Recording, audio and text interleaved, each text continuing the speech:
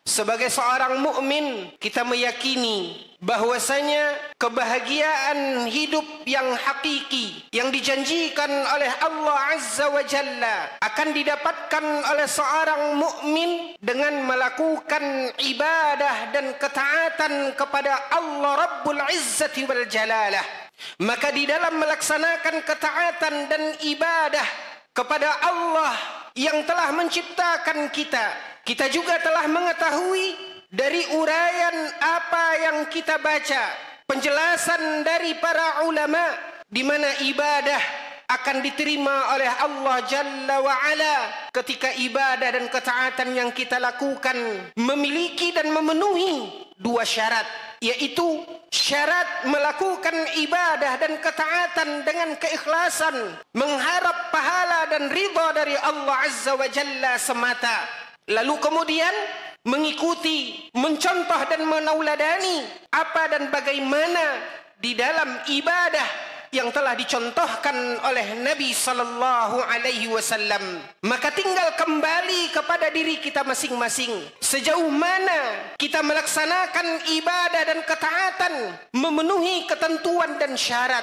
Maka hal itulah yang akan membuat dan menyebabkan ibadah kita diterima oleh Allah Jalla wa'ala. Maka satu ibadah dan ketaatan yang dilakukan tanpa keikhlasan, sesungguhnya hal itu akan membuat ibadah tersebut ditolak oleh Allah Subhanahu wa ta'ala.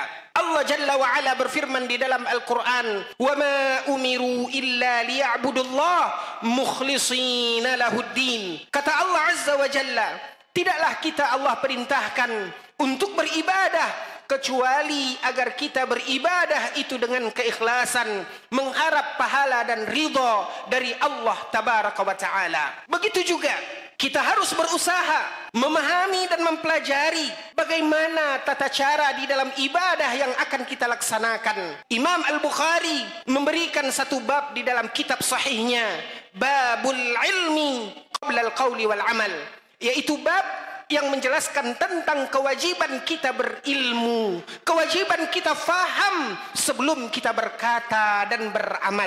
Karena sesungguhnya Rasulullah sallallahu alaihi wasallam bersabda, "Man 'amila 'amalan laisa 'alaihi amruna fahuwa raddun." Kata Nabi sallallahu alaihi wasallam, barang siapa yang melakukan satu amalan tidak mengikuti dan menauladani dan tidak mencontoh tata cara yang telah kami ajarkan, kata Nabi sallallahu alaihi wasallam, fahuwa raddun, maka amalnya tersebut ditolak oleh Allah Subhanahu wa taala. Maka berusahalah kita di dalam hidup kita untuk menggapai yang namanya keikhlasan di dalam segala perbuatan kita, di dalam ubudiyah kita kepada Allah Tabaraka wa Ta'ala. Sebagaimana kita harus bersungguh-sungguh untuk mempelajari, untuk memahami bagaimana tata cara yang dicontohkan oleh Nabi Sallallahu Alaihi Wasallam di dalam ibadahnya. Dan itulah yang terpatri di dalam diri para sahabat radhiyallahu anhum ajma'in.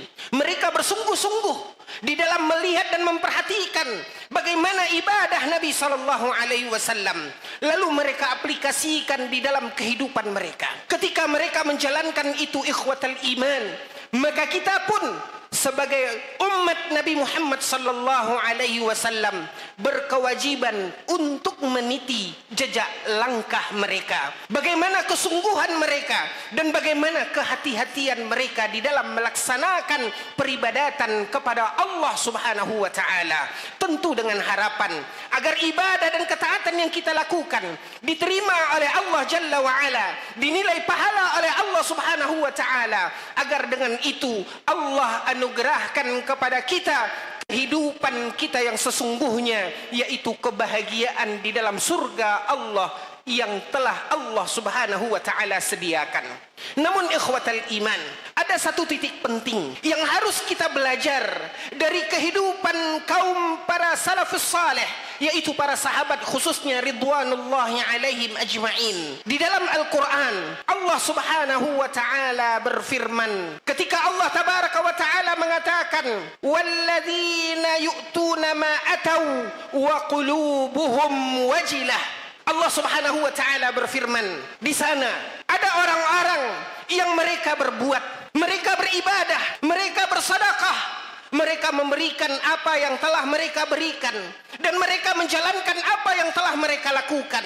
Namun kata Allah Azza wa Jalla, kendati pun mereka telah berbuat, kendati pun mereka telah beramal, kendati pun mereka telah berjuang, namun kata Allah Azza wa Jalla, hati mereka selalu diselimuti oleh kecemasan dan kekhawatiran.